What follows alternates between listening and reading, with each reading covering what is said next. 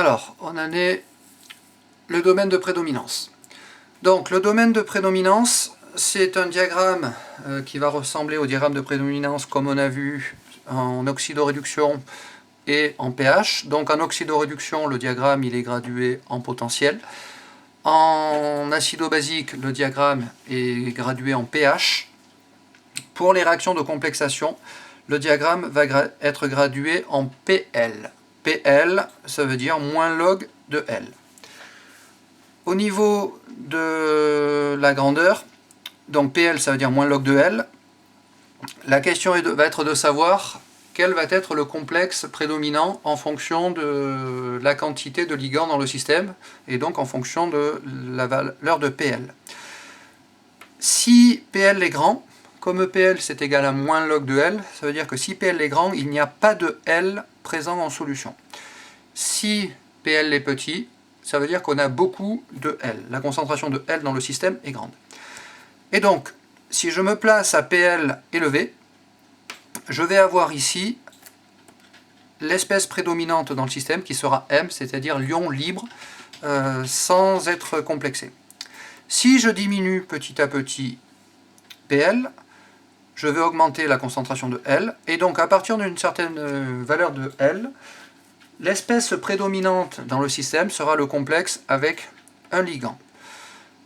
Si je continue de descendre, j'augmente L petit à petit, puis je vais avoir ML2, puis je vais avoir ML3.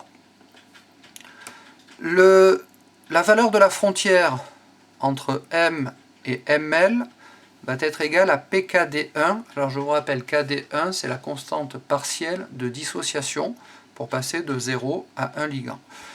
La frontière entre ML et ML2 va être égale à PKD2. Entre ML2 et ML3, ça va être PKD3. Pour arriver à montrer ce résultat, c'est assez simple. On va repartir ici. Donc mon diagramme de prédominance est gradué en PL. Ici j'ai ML2 et là j'ai ML3 par exemple. Et je cherche quelle est la valeur de la frontière entre les deux. Pour trouver la valeur de la frontière entre les deux, il faut que j'arrive à trouver une équation bilan qui permet de passer de l'un à l'autre, de ML3 à ML2 ou de ML2 à ML3. L'équation la plus simple qui permet d'expliquer le passage de ML2 à ML3, c'est que ML2 plus L donne ML3. Je peux l'écrire dans ce sens, ou je peux l'écrire dans l'autre. C'est complètement arbitraire, ça n'a aucune importance. La constante de cette réaction par définition, le Kr, ça va être égal à ML3 divisé par ML2 fois L. Si je me rappelle ce que j'ai vu juste avant au-dessus, ce Kr correspond exactement à cette équation-là.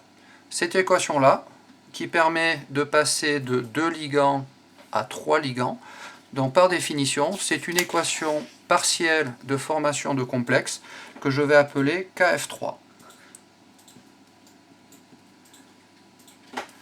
KF3 qui est aussi égal à 1 sur KD3, la constante partielle de dissociation pour passer de 3 ligands à 2 ligands.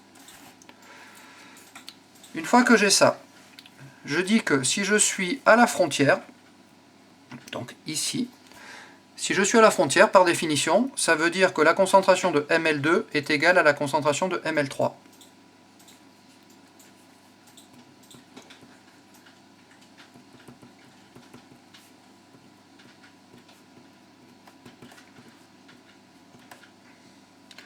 Et donc, si ML2 est égal à ML3, dans l'équation qui est là, je vais pouvoir simplifier. ML2 est égal à ML3. Et donc, il me reste que 1 sur L est égal à 1 sur KD3.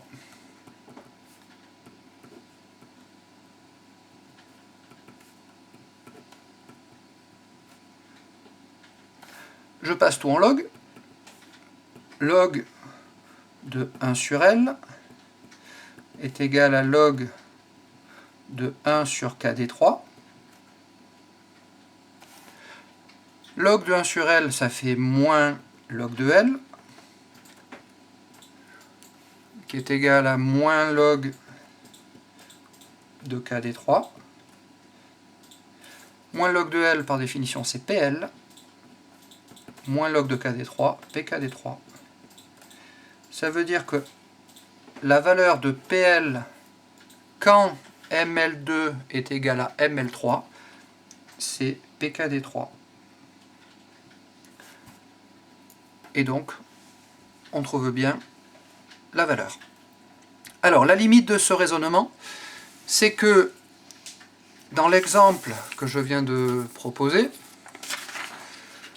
j'ai supposé que mon ion métallique M pouvait former tous les complexes de manière successive. Ml, puis Ml2, puis Ml3, etc. En réalité, tous les complexes n'existent pas. On a certains complexes qui n'existent pas, tout simplement parce qu'ils n'ont pas des constantes de stabilité suffisamment grandes. Et donc, ça veut dire que dans certains cas, on va passer directement de M à ML3. C'est-à-dire, dans le diagramme de prédominance, il y aura juste les espèces M et ML3. Dans certains cas, on aura juste M, ML5 par exemple, sachant que le nombre de ligands peut varier de 1 à 6. Dans certains cas, on a tous les complexes successifs possibles. Dans certains cas, on n'en a que 1 ou 2 intermédiaires, mais on ne peut pas prévoir à l'avance lesquels. C'est l'énoncé qui doit nous donner des informations. Et donc, si par exemple, on a un diagramme de prédominance qui ressemble à ça. Donc on a PL, on a M, et j'ai ML3. Et je cherche la valeur de la frontière. Pour ça, je vais chercher à écrire une relation qui permet de passer de l'un à l'autre. Alors soit je passe de ML3 à M, soit de M à ML3. Et donc il faut trouver une équation dans laquelle on va passer directement de l'un à l'autre. L'équation qu'on peut écrire par exemple, c'est M plus 3L qui donne ML3. Par définition, le KR de cette réaction va correspondre au KR de la réaction quand on passe de 0 ligand à 3 ligands. Et donc, par définition, c'est une constante globale de formation qu'on va noter β3. L'expression de β3, c'est le produit des produits sur le produit des réactifs. Il suffit juste de regarder si je fais une réaction de formation ou si je fais une réaction de dissociation. Si je fais de la formation, c'est β ou c'est KF. Si je fais de la dissociation, c'est KD avec ou sans indice, si c'est partiel ou global. Donc l'expression de β3, ça va être égal à ML3 divisé par M fois L au cube. Une fois qu'on a ça, on va se poser la question, quelle est la valeur de la limite ici? Si je suis à la frontière, dans le diagramme de prédominance, ça veut dire que la concentration de M est égale à la concentration de ML3. D'après l'équation qui est là, on peut simplifier. Si M est égal à ML3, j'en déduis que 1 sur L au cube est égal à β3. Je passe tout en log. Log de 1 sur L au cube est égal à log de β3. Log de 1 sur L au cube. Alors déjà, le 3 qui est ici, je peux le sortir. Et 1 sur le... Il me reste... Donc je vais avoir 3 fois log de 1 sur L, qui me fait moins 3 log de L, qui est égal à log de β3. Et donc, moins 3 log de L, ça me fait moins 3 PL, enfin, ça me fait 3 PL, qui est égal à log de bêta 3. Et donc PL est égal à 1/3 de log de bêta 3. Cette frontière-là correspond à la frontière qu'on a au-dessus. Donc ne partez pas dans l'idée à l'avance de connaître déjà tous les résultats. Tous les résultats que vous avez, toutes les valeurs de frontières que vous pouvez avoir dans un diagramme de prédominance, ce sont des frontières que vous pouvez retrouver par le calcul en faisant 2-3 lignes de calcul. La seule chose que vous devez maîtriser, ce sont les définitions. C'est-à-dire quand vous passez de ça à ça, est-ce que c'est une constante de formation ou est-ce que c'est une constante de dissociation? Est-ce que c'est une constante partielle ou est-ce que c'est une constante globale? Et dans certains cas, ça ne sera ni l'un ni l'autre. Par exemple, si vous voulez passer de ml à ml3, la constante pour passer directement de ml à ml3 ne correspond ni à une constante globale, ni à une constante partielle. C'est une combinaison de plusieurs constantes. Et donc c'est à vous d'arriver à trouver la bonne combinaison à partir des définitions que vous avez. L'utilisation qu'on fait, alors un exemple de diagramme de prédominance, ce sont les diagrammes avec le mercure et l'ion iodure comme ligand. Donc notre diagramme est gradué en PI. PI, ça voudra dire moins log de I-. Je vais trouver l'ion Hg2+, donc c'est l'ion mercure 2, puisque c'est le mercure. Ensuite, si je diminue, je vais trouver le complexe avec un ligand. Alors ici, le nom de ce ligand, on a un complexe qui est globalement positif, donc ça va être mono-iodo mercure 2, mercure 2 puisque c'est l'ion Hg2+, avec un pKd1 qui correspond à la constante globale de dissociation qui vaut 12,7. Ensuite, je vais avoir HgI2.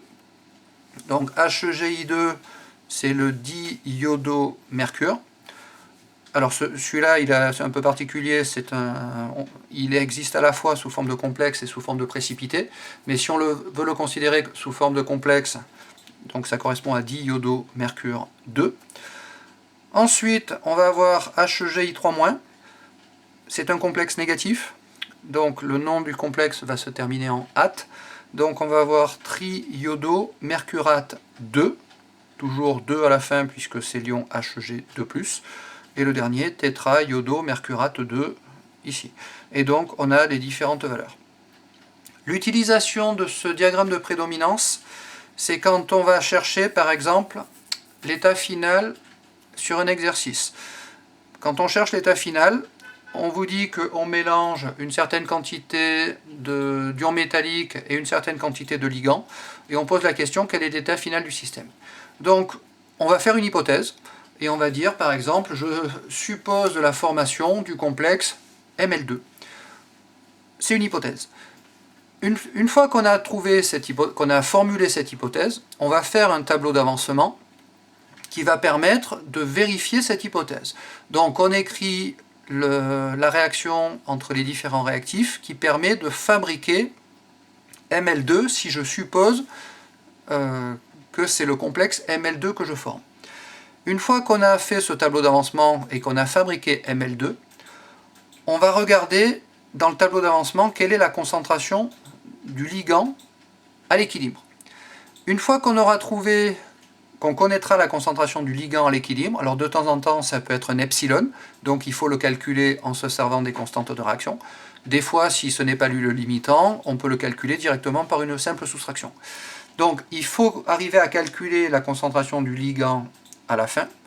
Une fois qu'on a calculé la concentration du ligand, on va calculer PL, donc moins log de la concentration, et on regarde où est-ce qu'on se trouve dans le domaine de prédominance. Si on se trouve dans le domaine de Ml, alors qu'on a fait l'hypothèse que c'était Ml2 qui était formé, ça veut dire que notre hypothèse est fausse. Donc il faut refaire une hypothèse et il faut refaire la question. Si on a supposé la formation de Ml2 et qu'à la fin on trouve bien une concentration qui correspond à un PL dans le domaine de ML2, ça veut dire que notre hypothèse est juste, et donc elle est validée, on peut passer à la question suivante.